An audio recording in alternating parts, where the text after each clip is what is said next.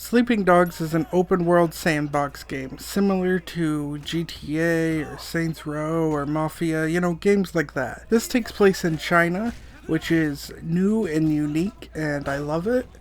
It's a lot more action-packed and martial arts centered than something like GTA, with guns being far less prevalent in fights, and most fights being martial art based.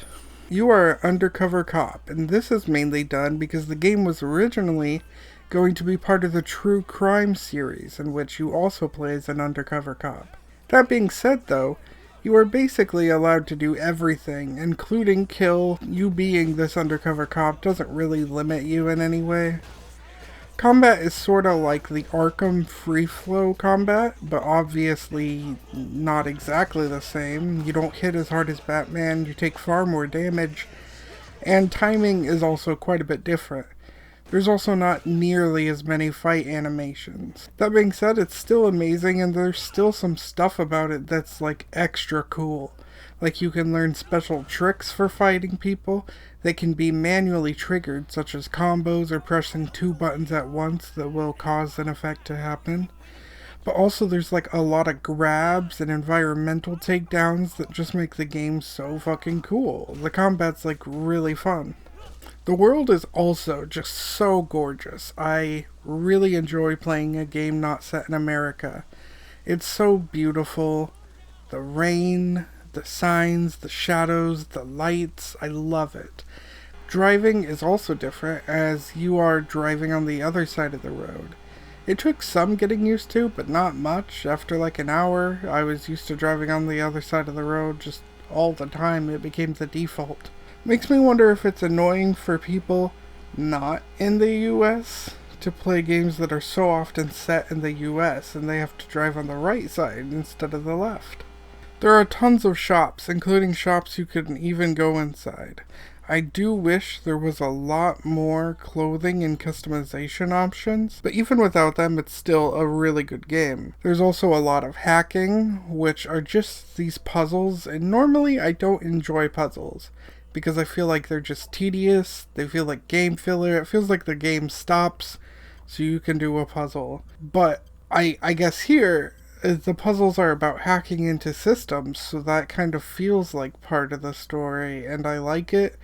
And also these are pretty easy, and also they're just kind of fun puzzles. Planting bugs, though, that can be scary. You have a time limit to do everything, or you get caught. And it honestly is done well enough that I have huge tension when I'm doing it. If they find out I'm an undercover cop, they're gonna kill me. So having this time limit and hearing them talk in the next room while trying to quickly plant a bug, that's pretty intense, and I really do like that. There's also a lot of chasing people on foot, and that's kind of fun too. There isn't really an aspect of this game that I hate. Usually there's one spot where I'm like, oh, I dread doing this, but no, not really here. I mean, I guess except racing, but I just don't like racing, but they don't make you do it that much, so it's not that big of a deal. There's also actual police work you have to do, which is never as fun, but it's not like it isn't fun. My favorite is hacking cameras and sending a squad after a guy. Now, the action in this game is crazy. Let me edit together a little something to give you a taste.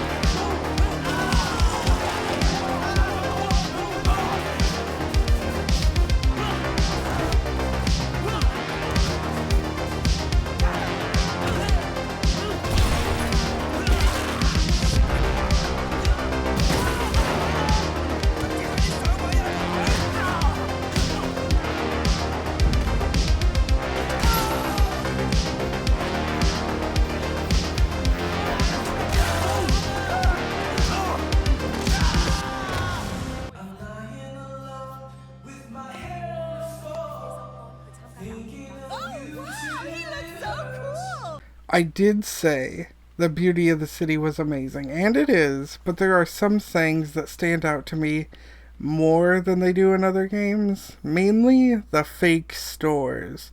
You can just tell they are images, even more so than a lot of games. I don't remember it being as obvious in most games. Also, see if you can tell the exact point my dog takes over the controller. What you did. Look, you can't back down from that asshole. You and him got history, huh? Well, me too. Listen. Anything. Story-wise, we meet both sides a lot. The police side and the Sun On Yee.